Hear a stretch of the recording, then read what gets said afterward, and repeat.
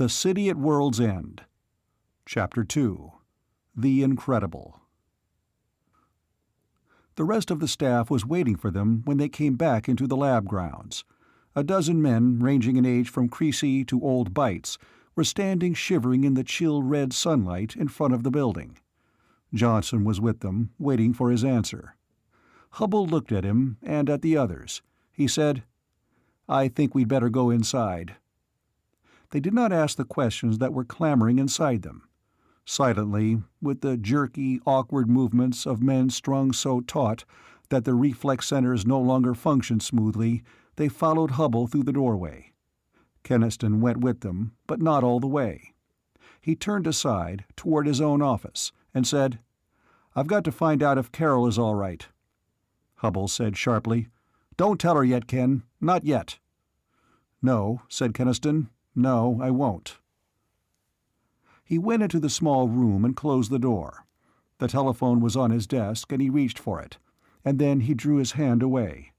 The fear had altered now into a kind of numbness, as though it were too large to be contained within a human body, and had ebbed away, carrying with it all the substances of strength and will as water carries sand.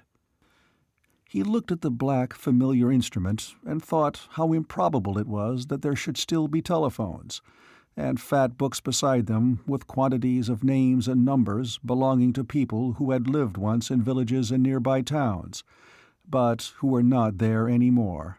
Not since— how long? An hour or so, if you figured it one way. If you figured it another. He sat down in the chair behind the desk. He had done a lot of hard work sitting in that chair, and now all that work had ceased to matter. Quite a lot of things had ceased to matter. Plans and ideas, and where you were going to on your honeymoon, and exactly where you wanted to live, and in what kind of house. Florida and California and New York were words as meaningless as yesterday and tomorrow. They were gone, the times and the places, and there wasn't anything left of them but Carol herself, and maybe even Carol wasn't left. Maybe she'd been out with her aunt for a little drive in the country, and if she wasn't in Middletown when it happened, she's gone, gone, gone. He took the phone in both hands and set a number over and over into it. The operator was quite patient with him. Everybody in Middletown seemed to be calling someone else, and over the roar and click of the exchange and the ghostly confusion of voices he heard the pounding of his own blood in his ears, and he thought that he did not have any right to want Carol to be there, and he ought to be praying that she had gone somewhere, because why would he want anybody he loved to have to face what was ahead of them? And what was ahead of them? How could you guess which one, out of all the shadowy, formless horrors that might be? "Ken?" said a voice in his ear. "Ken, is that you? Hello?" "Carol," he said. The room turned misty around him, and there was nothing anywhere but that voice on the line. "I've been trying and trying to get you, Ken. What on earth happened? The whole town is excited. I saw a terrible flash of lightning, but there wasn't any storm. And then that quake. Are you all right?" "Sure, I'm fine." She wasn't really frightened yet. Anxious, upset, but not yet frightened. A flash of lightning and a quake. Alarming, yes, but not terrifying. Not the end of the world. He caught himself up hard. He said, "I don't know yet what it was." "Can you find out? Somebody must know." She did not guess, of course, that Keniston was an atomic physicist. He had not been allowed to tell that to anyone, not even his fiancée. To her, he was merely a research technician in an industrial laboratory, vaguely involved with test tubes and things. She had never questioned him very closely about his work, apparently content to leave all that up to him, and he had been grateful, because it had spared him the necessity of lying to her. Now he was even more grateful, because she would not dream that he might have special information. That way he could spare her a little longer, get himself in hand before he told her. "I'll do my best," he told her. But until we're sure, I wish you and your aunt would stay in the house off the street. No, I don't think your bridge luncheon will come off anyway. And you can't tell what people will do when they're frightened. Promise? Yes, yes. I'll be over as soon as I can." He hung up, and as soon as that contact with Carol was broken, reality slipped away from him again. He looked around the office, and it became suddenly rather horrible, because it had no longer any meaning. He had an urgent wish to get out of it, yet when he rose he stood for some while with his hands on the edge of the desk, going over Hubbell's words in his mind, remembering how the sun had looked, and the stars, and the sad, alien earth, knowing that it was all impossible, but unable to deny it. The long haul of time and a shattering force. He wanted desperately to run away, but there was no place to run to. Presently he went down the corridor to Hubbell's office. They were all there, the 12 men of the staff and Johnson. Johnson had gone by himself into a corner. He had seen what lay out there beyond the town, and the others had not. He was trying to understand it, to understand the fact and the explanation of it he had just heard. It was not a pleasant thing to watch him try. Keniston glanced at the others. He had worked closely with these men. He had thought he knew them all so well, having seen them under stress, in the moments when their work succeeded and the others when it did not. Now he realized that they were all strangers, to him and to each other, alone and wary with their personal fears. Old Bites was saying, almost truculently, "Even if it were true, you can't say exactly how long a time has passed, not just from the stars." Hubbell said, "I'm not an astronomer, but anyone can figure it from the tables of known star motions and the change in the constellations. Not exactly, no, but as close as will ever matter."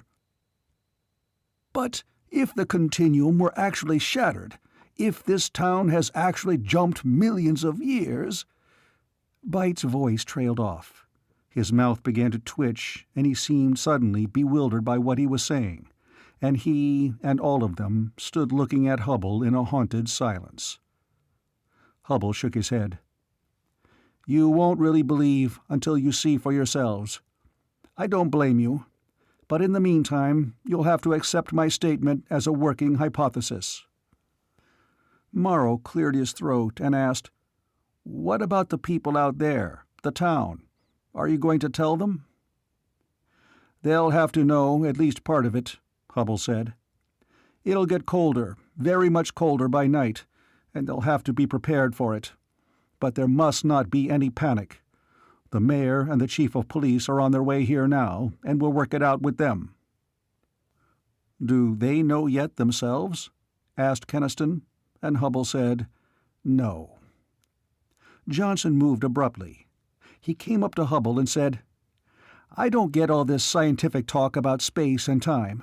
What I want to know is my boy safe?" Hubbell stared at him.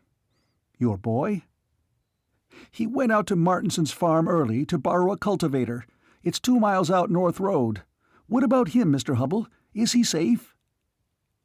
That was the secret agony that had been riding him, the one he had not voiced. Hubbell said gently, "I would say that you don't have to worry about him at all, Johnson." Johnson nodded, but still looked worried. He said, "Thanks, Mr. Hubbell. I'd better go back now. I left my wife in hysterics." A minute or two after he left, Keniston heard a siren scream outside. It swung into the lab yard and stopped. "That," said Hubbell, "would be the mayor." A small and infirm reed to lean upon, thought Keniston, at a time like this. There was nothing particularly wrong about Mayor Garris.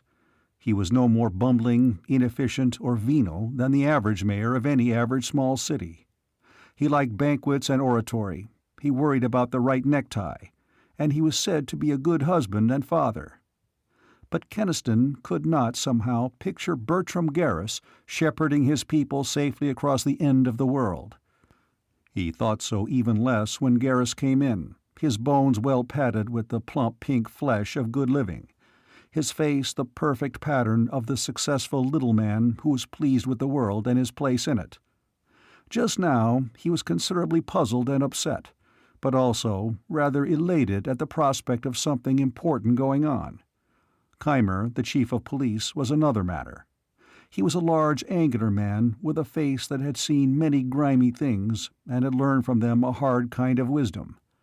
Not a brilliant man, Keniston thought, but one who could get things done. And he was worried, far more worried than the mayor. Garrus turned immediately to Hubble.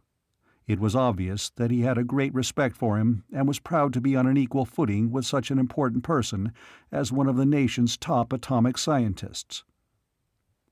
"Is there any news yet, Dr. Hubble?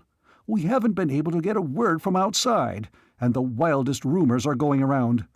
I was afraid at first that you might have had an explosion here in the laboratory, but—" Keimer interrupted him. "Talk is going around that an atomic bomb hit here, Dr. Hubble. Some of the people are getting scared. If enough of them get to believe it, we'll have a panic on our hands. I've got our officers on the street soothing them down, but I'd like to have a straight story they'll believe." "Atomic bomb," said Mayor Harris. "Preposterous! We're all alive, and there's been no damage. Dr. Hubble will tell you that atomic bombs—" For the second time he was cut short. Hubble broke in sharply. "We're not dealing with an ordinary bomb, and the rumors are true as far as they go." He paused and went on more slowly, making every word distinct. "A super-atomic was exploded an hour ago, for the first time in history, right here." He let that sink in. It was a lingering and painful process, and while it was going on, Keniston looked away, up through the window at the dusky sky and the sullen red sun, and felt the knot in his stomach tighten. We were warned, he thought. We were all warned for years that we were playing with forces too big for us. "It didn't destroy us," Hubble was saying. "We're lucky that way. But it did have certain effects." "I don't understand," said the mayor piteously. "I simply don't. Certain effects? What?" Hubble told him with quiet bluntness. The mayor and the chief of police of Middletown, normal men of a normal city, adjusted to life in a normal world, listening to the incredible. Listening, trying to comprehend, trying and failing, and rejecting it utterly. "That's insane," said Garrus angrily. "Middletown thrown into the future? Why, the very sound of it! What are you trying to do, Dr. Hubble?" He said a great deal more than that. So did Keimer. But Hubble wore them down. Quietly, implacably, he pointed to the alien landscape around the town, the deepening cold, the red, aged sun, the ceasing of all wire and radio communication from the outside. He explained, sketchily, the nature of time and space, and how they might be shattered. His scientific points they could not understand, but those they took on faith, the faith which the people of the 20th century had come to have in the interpreters of the complex sciences they themselves were unable to comprehend. The physical facts they understood well enough, too well once they were forced to it. It got home at last.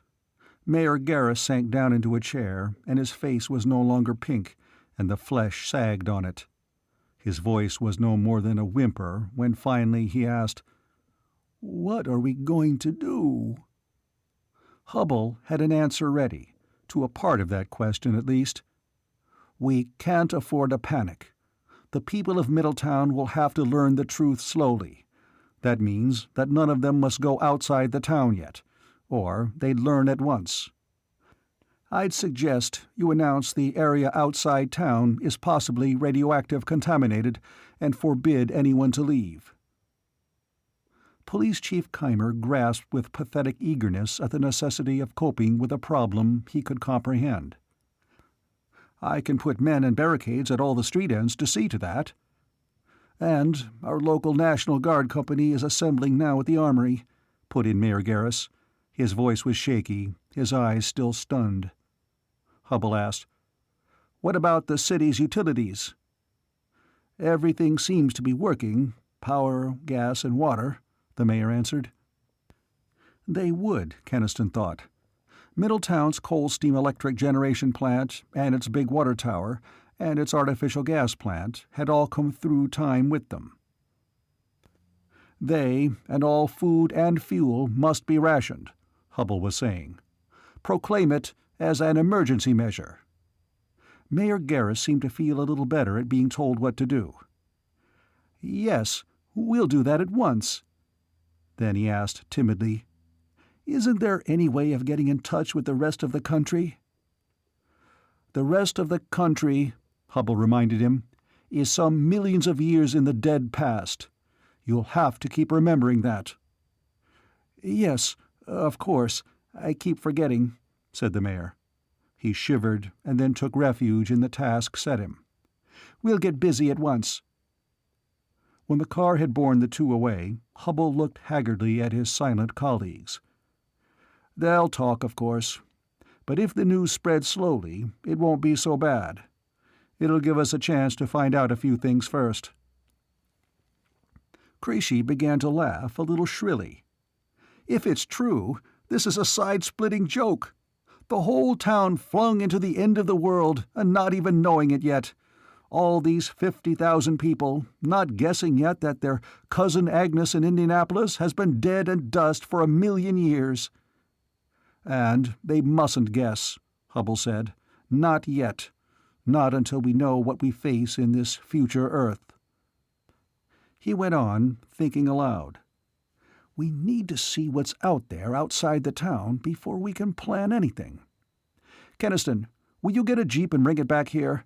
Bring spare gasoline and some warm clothing, too.